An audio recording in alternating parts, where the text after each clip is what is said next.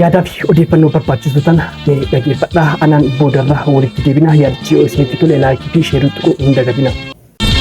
Jawaar Naggata seenee dalagaa dhiisee siyaasaa keessaa bahee Jawaar nyaatamee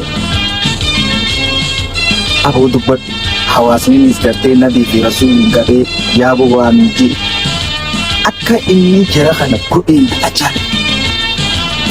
Jara ifirraanfachiisee jarri quufee firoona Itoophiyaadhaa ta'anii quufanii if dagatanii akka waan gurbaa kana ajjeesanitti lakkii gochi kun gurbaa kana gaaf tokko lafaan ukaasaa jechuu dhuse. Bara biyyi sun jara keenya dhugummaa maayyinii harka kuftee beeku. Warra xiqqashoo takka miizaana yoo waan kana godhe eessaan uratti yoo kana godhe akkam godhaa dhugumaan bara ummata addaa harkatti kuftee bara. Deebi'ee ammoo inni dagee awwa Jawaar Maammarratti keessaa siyaa. Boo Abiyyi Ahmad ka'ana rabbuka laalaa jedhee gartee Itoophiyaa keessaa dhaatatee amata humna namni fedhe abbaan fedhe qabsaawee jedhee dhaatatee ana rabbiin ifin jedhee gurbaa kanaan waan ajjeesan saammoo gurbaan kun nuu akkana kuufee gartee faracalee samitti ol fincaanu kana yoo nu arge yaada jijjiiruu malaa dagachuu isaaniitiitu akka malee na yaachisa. Sanuu bar isaaniitu advertise godhee Jawaar Naggata seenee Jawaar wajjin jirraa Jawaar siyaasaa keessaa bahee lammaan siyaasaa keessaa bahee maaliin siyaasaa keessaa bahee beeku ibsa sobanii bar. Lakkii boo jarra foorni rafee malee hin kaane. Edaa Jawaar gaafa ija takkaan rafaan hin ta'u san achi garagaleetuma ija takkaan rafuu eegalee. Yaa gurbaa diimaa kana mudaa. Yaa gurbaa diimaa waan jedhama. Siboo Abiyyi Ahmad irratti alba'ee abbootiin amantaa qeensotiin tujjaarotiin waan magaalaa Finfinnee tana keessaa naagotan hin jiru deemaatii karaa Tigraay dafaa karadha. Awa dhiira yaa dhiirtiin ma jirtu barate. Dhuguma rabbitti dhiirtiin ma jirtu. Lafumaa tullubitti jee Oromoo taati Amaara taati haallolee siyaasni Tigraay fashalee Amaaraa fashalee Oromoon karaa itti bobbaanee gallu wallaallee biyya alaa tana. Awa Jawaar Maamman rabbi jazaa isaa qaba. Wallahi namticha kana rabbi jazaa isaa qaba. Waan inni jara kana godhu waan barkara yaa wallaalee humna wal rukutee isaan doollumatee nyatti xiqqoo harargee tana bosan naganiiti rafanii isaa Oromoo firraa karaa biraa qabne jaanii. TV keessa nu dhaggeeffachuu turannuu akkana gosataan qaqqabee taa'ul qabee gartee akka caffee kana faa akka gartee jamaa dhalee kana faa warra gosataan macufa gaafasumaa xiqqashoo nuti keessatti feena. Mee waanuma kana bar taajjabuun gaarii bar eessaa kaanee akkamitti dhufnee akkatti kaanee wanni himee jiraame. Nutis kadhannee aboo unqutaataa shirba geessiniin gee unkaan basalaamaa darrasee Eid Mubaarakii qofa dhabnee bar hin rakkannee bar.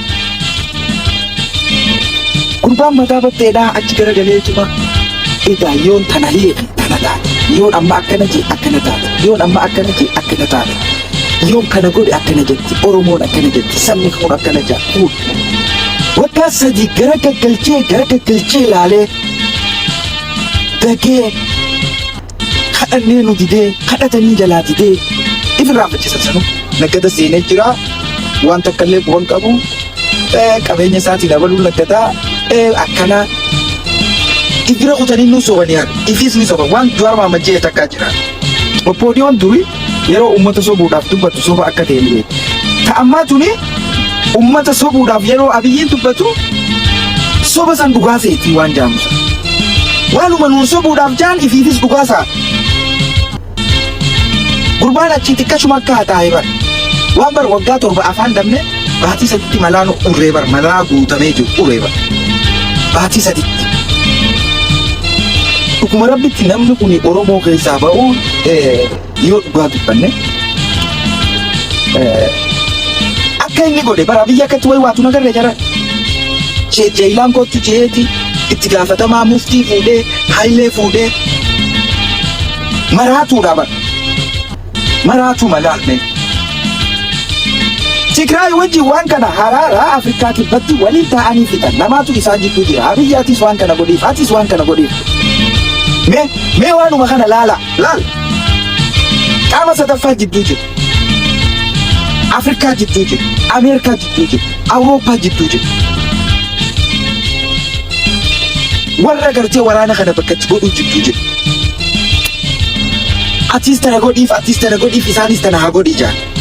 Mee abbootiin amantaa utbaadha himuudhaa dheeyti dhuguma rabbitti jiran. Gurbaan bara abbootii amantaa Debrasiyoonitti utbaa himaa yookaanuu gartee warri kiristaanaatiis masqala tasaallamaa jechuudhaaf dhaqe. Dhaquudhaaf itti erge. Hadiis akkami akka himaniif itti erge dhuguma rabbitti. Waan addunyaa wajji walii galan. Jarri kun gisee san biran jiru. Waan isaan irra walii galan hin beeku. Bar gurbaan maraachee bar maadaatiin fuulaan yaatee waan dubbatan hin beekanii gaafa ciisanii samitti ol fincaalan san siyaasa dalaguu dhiisanii bar nama dhibaa bar maallaqa biyyattii ifi saamanii fixanii beeksisni har'aan tanaa ijoolleen Oromoodhaa Dubaay keessa akkana beeksiftu kun manni kun hundi kasaaniiti bar. Hundi qabeenya saamanii lubbuu namaa fixanii ummata kanaan lafaan ukkaa aboo gaafa nukkee akkam taanaa yaaba yoo Jawaar faanis dubbachuu baatan ummanni kun gaaf tokko nu afaan garagalaa akkam taanaa namni ja'uun dhabamee.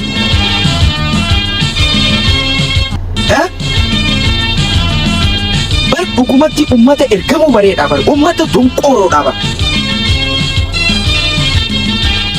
Oromoonis mee afichoo gizeetaan Amaara ifii qalaniiti gartee Amaaraa isin qalee ja'anii kaameraa dalaganii ana faannoodha ka Oromoo qalee shanee gartee Harargee irraa dhuftee ja'anii mata kaanii.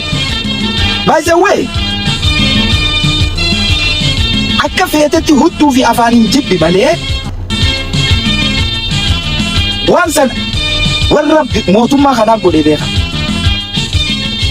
Gaafa san viidiyoo san tara jaha torba laaleeti viidiyoo mataa namaa qalanii wanna suuqanii waan irra ja'an waan afaaniin ja'an san laaleeti tara jaha torba laaleeti never waan kana faannoon dhugaa hin gootuun jedhu. Because dhaabni fedhe kaameraa duratti akkasii mataa itti balleessu. Meebi kaameraa duratti san caalaa nu godhan jeetiin amana. Dhaabni fedhe kaameraa duratti waan san hin godhu. Dhaaba isaa akkasii mataa balleessee mataa namaa ulettiin kaa'u. Waan san gaafasuma san akkana laaleetiin namni kun akkana dhiinii irraa tanfaa Amaarri kana nu godhe akkanachaa rabbi na kaaseetiin mana gartee afooshaa guutuu keessatti viidiyoo tana faannoon hin goone numaan jedhe. Afaan kiyya kunis na jejjera. Karaa meeqa laalee dhaabni ifii akkas godhee kaameraa duratti ifin baasu. Dhaabni fedhe. Viidiyoo tana booda waan gabba'u laalladhaa. Viidiyoo tana qaama gartee Oromoo fi Amaara yookaan ajandaa biraa dalaguutu godhee abbaan barbaade kaameraa duubatti kana caalaa godhan kaameraa duubatti namni akkana je'ee maqaa hin balleessu jiru je'e. Xiqqoo turteetuma hiriira baasan. Hiriira baasaniituma naftanyaan akkana nu gootee maaliin akkana nu gootee eegale. Namni dilli wallagga dhume san hundaa'u erga jaalsanyiin gale dhumu namni tokko dhumuu ni dhaaba. Erga jaalsanyiin gale namni dhumuu ni dhaaba. Namni 240 haruusa irratti 450 irratti ka buqqa'u ka yuunivarsiitiin wallaggaatuun nama kana qubsiiftee dadhabde. Ummata kana buqqaasanii kun dirooniidha. Bar ummata waan isinirra dalagame siyaasaa isinirra dalagame siyaasaa nurra dalagame baay'ee baga rabbiin jara kana gowwaa godhu.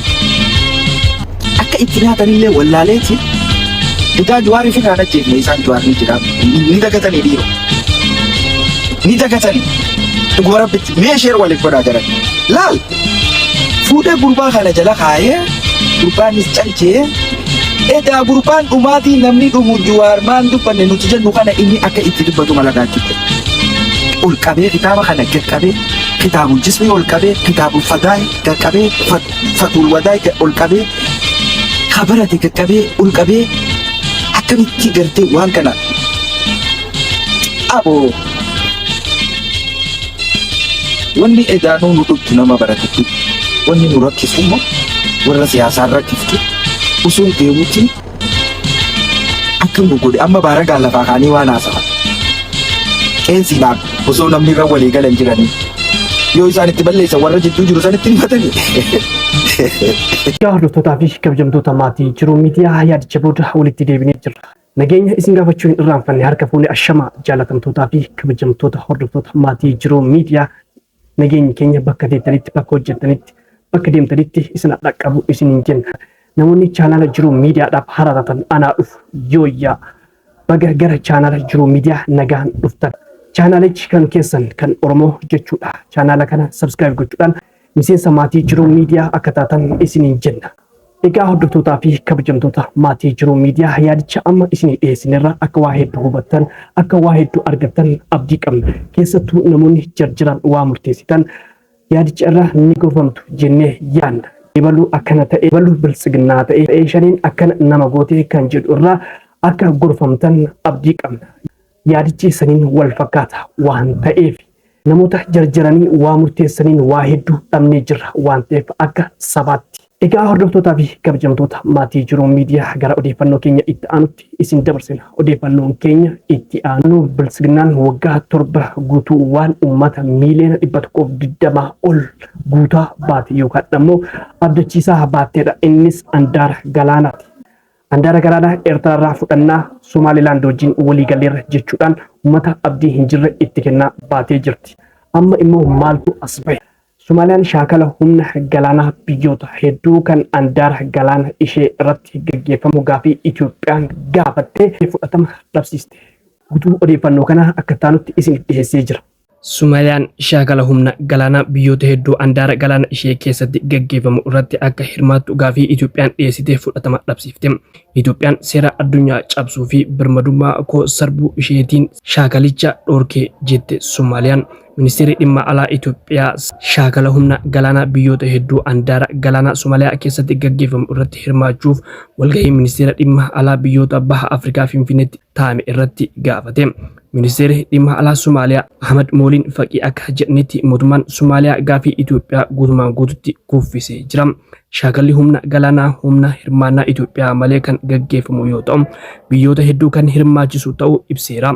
Itoophiyaan Somaalilaand waliin waliigaltee ulaa galaanaa mallatteessuu hordofuun Itoophiyaa fi Somaaliyaan gidduutti wal dhabdeen uumame. Ergasii as biyyoonni lamaan jaarsummaa Turkiitiin waliigaltee irra gahanii turan. Ministeerri muummee Abiy Ahmad ulaa galaanaa Itoophiyaaf dhimma lubbuu jiraachuu akka ta'e irra deddeebiin dubbatan. Ministeerri muummee Abiy Ahmad Itoophiyaan biyya uummata miiliyoona 130 ol qabdu ulaa galaanaa qaqqabuuf akka barbaaddu eeran. Kanas karaa nagahan galmeen gahuu barbaanna jedhan. Biyyoota dhageettii guddaa qaban dabalatee biyyoonni adda addaa Somaalilaandiif beekamtii kennuuf socho'aa akka jiran ragaaleen ni mul'isu. Itoophiyaan ulaa galaanaa dhaqqabuu waliin wal qabatee Somaaliyaa malee Eertiraa waliinis wal dhabdee keessa jirti.